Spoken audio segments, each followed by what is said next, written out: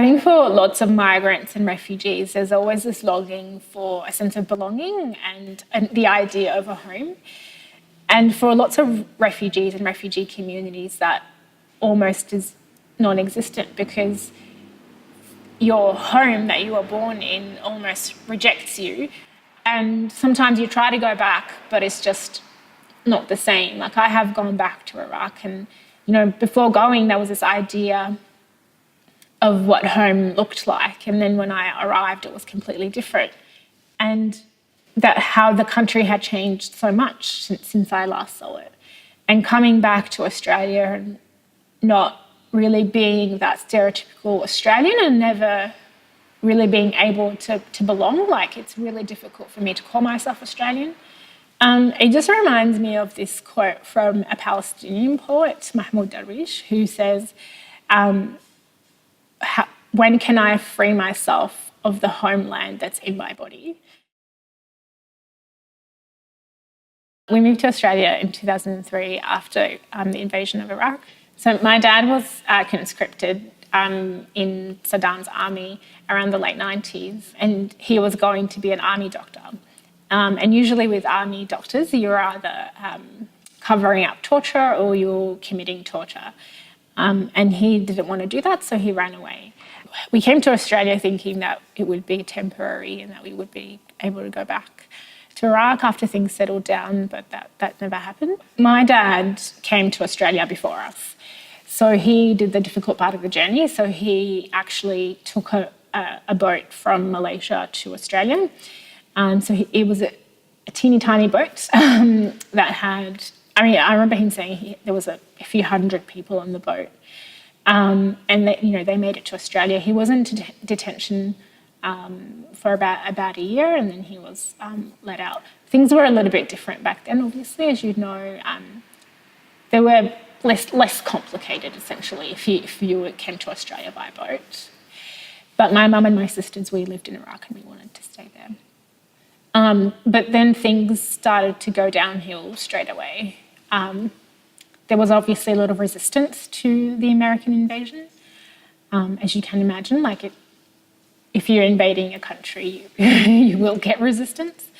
And that just made it, unlivable for a lot of people. So one day out of the blue, we thought, okay, we have to go. And my mum made that decision. So in the middle of the night, we had someone who I've never seen before come to our house. And we packed our bags and we drove in a car. And I remember falling asleep in the car and waking up. And we were at the border of Iraq and Jordan. There were a lot of Iraqi families fleeing at the time, so we were at the border for almost a day, just trying to get through.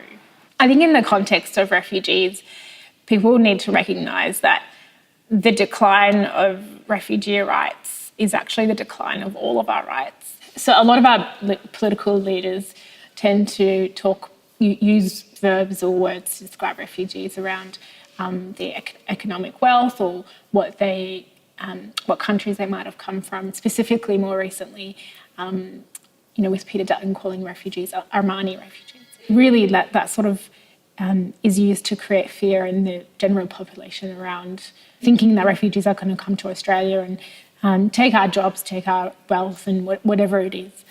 There is an increasing inequality of wealth and lots of job insecurity, but that really has nothing to do with immigration or refugees. It's more so a systemic and a structural issue that the government has really failed to tackle. And it is much easier to blame someone who looks different to you or someone, especially Muslim communities.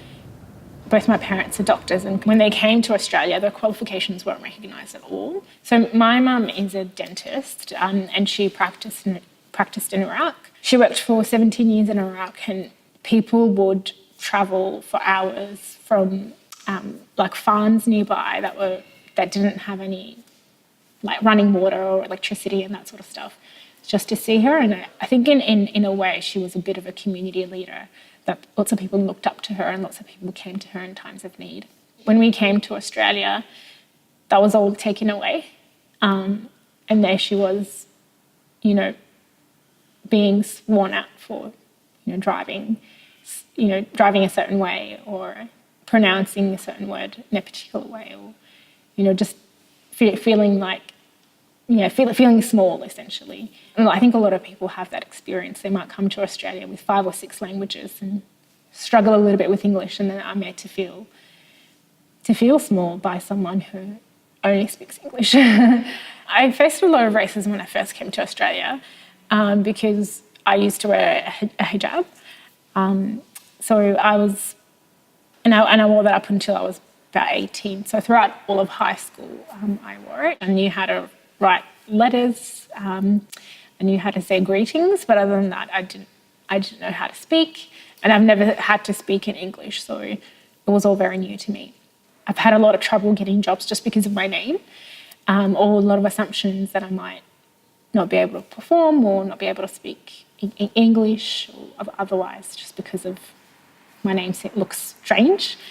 I've mostly struggled with having to start from zero. There was a time when I felt like a child, like I was going through life, but I was sort of experiencing everything for the first time, but not because I hadn't done it. It's just because I'm doing it in a different context, and I'm doing it as a new person almost. My family went through a lot at the time when we first got here, because my dad passed away pretty much as soon as we came to Australia.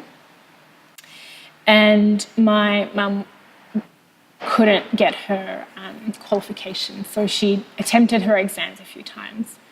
But she wasn't able to get them. And it was a big barrier, and she's still not working yet. And it happens so often at the moment with a lot of refugees. There are communities of newly arrived refugees who are highly qualified from countries they come from, but they are not able to work in Australia straight away. They have to redo their qualifications. There are just so many barriers. So, for example, if you're a doctor who came from England, you'd find it a lot easier to find work. But if you're a doctor who came from Iraq, you'd have to, sit 3 exams and wait 5 years before you're able to work here again. That is an obvious racial inequality, and that we view people differently and view people's skills differently. A lot of research shows that Australians support refugees, but support the humanity behind that refugee story. And I think those who dislike refugees, those in power who dislike refugees, do know that and have been very clever in distancing refugee stories from the public narrative. I want to tell my story to Australia for the purpose of knowing the human behind the story. We have a lot of talented young refugees who should be heard, and I think a lot of us should be in the public discourse and in the public narrative, and to be able to tell our own stories from our own perspective.